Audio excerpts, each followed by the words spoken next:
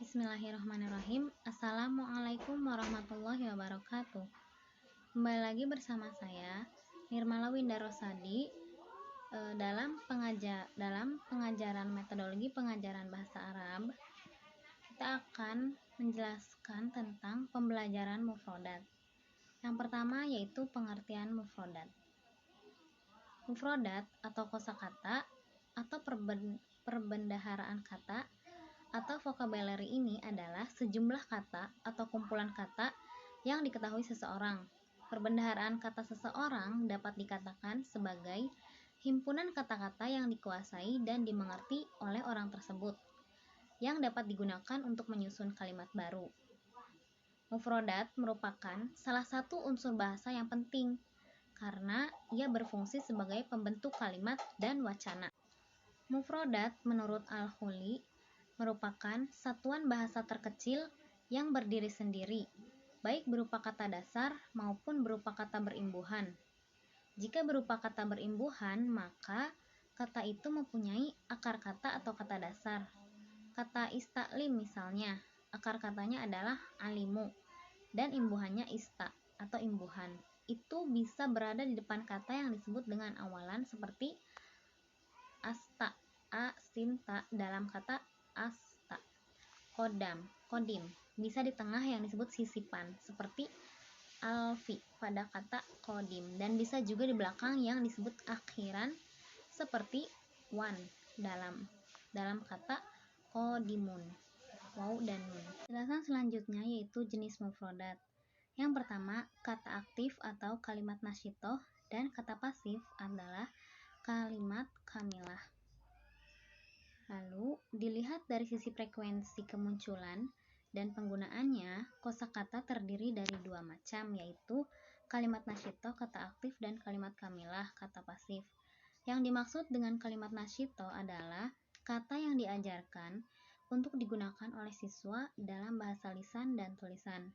Sedangkan kalimat kamilah adalah kata yang diharapkan dapat dipahami siswa ketika mereka membaca atau mendengarnya, tetapi tidak untuk digunakan dalam bahasa percakapan atau tulisan sehari-hari. Dengan kata lain, kalimat nasyitoh diajarkan untuk digunakan, sedangkan kalimat kamilah diajarkan untuk sekedar pemahaman. Selanjutnya, kalimat muhtawa dan kalimat wazifiyah. Selain pembagian kata kepada kalimat nasyitoh dan kalimat kamilah, ada pembagian lain yaitu kalimat muhtawa atau kata konten, dan kalimat wazifiyah adalah kata fungsional. Kalimat wazifiyah mempunyai beberapa sebutan. Ada yang menyebutnya kalimat nahwiyah, ada yang menyebut kalimat khawiyah, dan ada juga yang menyebutnya kalimat tarkibiyah. Disebut wazifiyah karena kata tersebut di samping memiliki makna, juga memiliki fungsi tertentu. Disebut khawiyah karena tidak memiliki konten sebesar kalimat muhtawa, dan disebut tarkibiyah atau nahwiyah karena membantu dalam penyusunan struktur nahwu. Yang ketiga yaitu hakikat pembelajaran mufrodat menurut Tu'aimah. Kedua pandangan di atas merupakan pendapat yang keliru dan tidak sesuai dengan prinsip-prinsip pembelajaran mufrodat.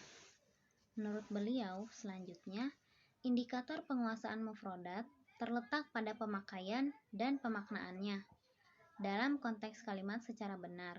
Pendapat yang sama juga dikemukakan oleh Muhammad Ali Al-Huli. Untuk memahami suatu kalimat bahasa Arab secara tepat, tidak cukup hanya mengetahui makna kosakata secara parsial. Kita harus memperhatikan integrasi dari berbagai tingkatan makna atau dalalah yang terkandung dalam kalimat tersebut.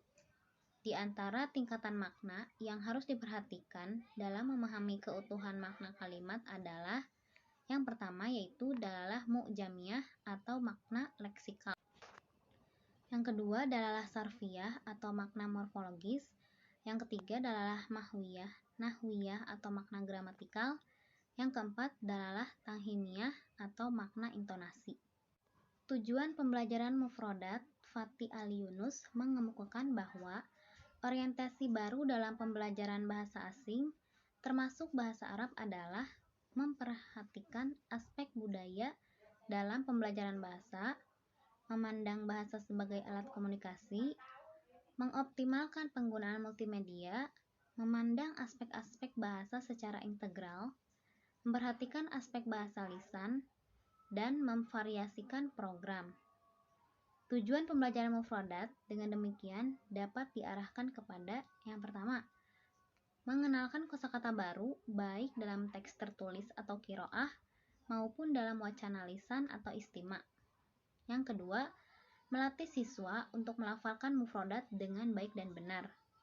Yang ketiga, memberikan makna mufradat dengan cara yang tepat baik makna leksikal maupun makna gramatikal sesuai. Melatih siswa untuk menggunakan kosakata tersebut dalam kalimat sempurna dan kontekstual. Teknik pembelajaran mufradat. Yang pertama, menyertakan benda atau barang yang dimaksud. Yang kedua, benda yang tidak bisa atau tidak mungkin dibawa ke kelas. Untuk menjelaskan maknanya, bisa melalui gambar, baik berupa gambar bergerak maupun gambar permanen. Yang ketiga, gerakan. Ada beberapa kata, biasanya kata kerja, yang penjelasannya lebih baik. Lalu, kata-kata dengan gerak. Dan kelima, konteks. Ada juga kata-kata yang penjelasannya memerlukan konteks atau dibuat dalam kalimat sinonim. Sinonim bisa juga menjelaskan makna kata dengan menyebutkan sinonimnya atau yang sama fungsi gramatikalnya dengan syarat kata-kata itu sudah dikenal oleh siswa. Antonim.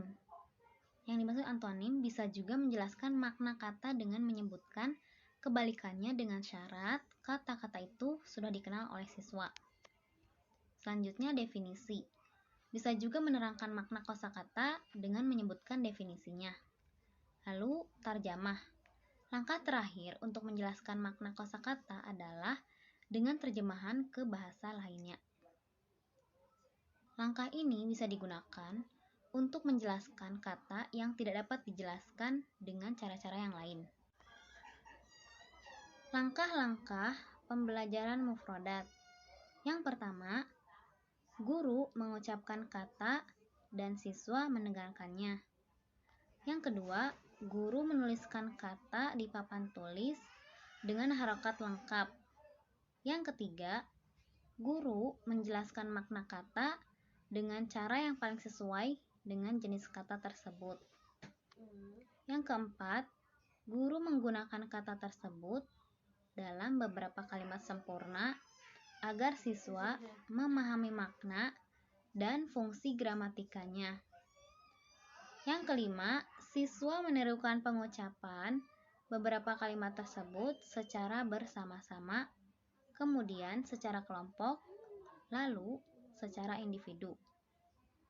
Yang keenam, guru membimbing siswa cara menulis kata tersebut. Yang kedelapan, siswa menulis kosakata kata-kata baru yang sudah ditulis di papan tulis. Yang kesembilan, siswa menulis kata, arti kata, dan contoh kalimat di buku masing-masing. Mungkin cukup sekian penjelasan dari saya. Mohon maaf apabila ada kesalahan. Wassalamualaikum warahmatullahi wabarakatuh.